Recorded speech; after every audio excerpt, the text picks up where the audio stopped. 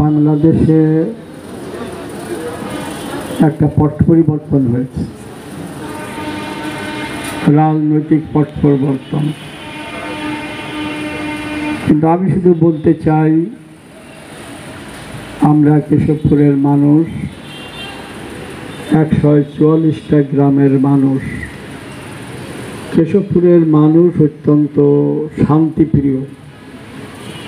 আমাদের যে বিভিন্ন রাজনৈতিক দল আছে, তাদের মধ্যে সামাজিকভাবে একটা সুসম্পর্ক রয়েছে। আমরা হানাহানি মারামারিতে বিশ্বাস করি না। আমি থানা আওয়ামী লীগের সভাপতি 27-28 বছর হয়ে গেল,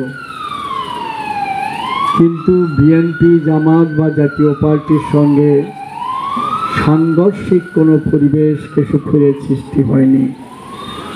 আমরা যারা বিভিন্ন রাজনৈতিক দল করি, আমি সবসময় একটা কথা বলি, আমরা কেশবপুরের মানুষকে ভালোবাসি। কেশবপুরের মানুষের সার্বিক উন্নয়নে আমাদের যেটা করণীয়, আমরা যারা ক্ষমতায় থাকব, আমরা তো ছোটোখাটো নেতা, আমরা যারা ক্ষমতায় থাকব, কেশবপুরের 144টা গ্রামের মানুষকে আমরা শান্তিতে রাখবে, উন্নয়নের দিকে নিয়ে যাব। যার যতটুকু সম্ভব তিনি ততটুকু উন্নয়নমূলক কর্মকাণ্ড সম্পাদন করবেন। এবং সেই হিসাবে দেখা যায় আমাদের কেশবপুরে একটা পশ্চাৎপদ এলাকা ছিল, অবহেলিত এলাকা ছিল। কেশবপুর এখন অনেক বেশি উন্নত হয়েছে, রাস্তায় উন্নতি হয়েছে, বিদ্যুতে উন্নয়ন হয়েছে, বিলের জমির উন্নয়ন হয়েছে। আমরা যা চাই, কেশবপুরের কাঙ্ক্ষিত যে লক্ষ্য, ইপ্সিত যে লক্ষ্য, সে লক্ষ্য আমরা অর্জন করতে সক্ষম হয়েছি।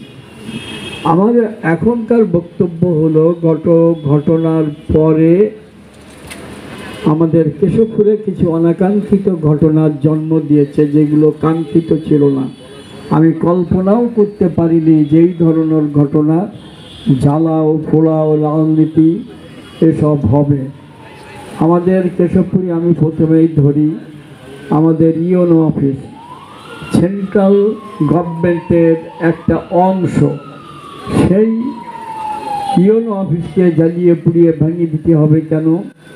পৌরসভাও তাই। পৌরসভাও তো সরকারের একটা অংশ, ভাঙতে হবে কেন? তারপরে আমার নিজের যে ইউনিয়ন 9 নম্বর গরিঘোনা ইউনিয়ন, সেখানে অন্য অন্য ইউনিয়নের চেয়ে ব্যাপক ভাঙচুর হয়েছে, অগ্নিসংযোগ হয়েছে।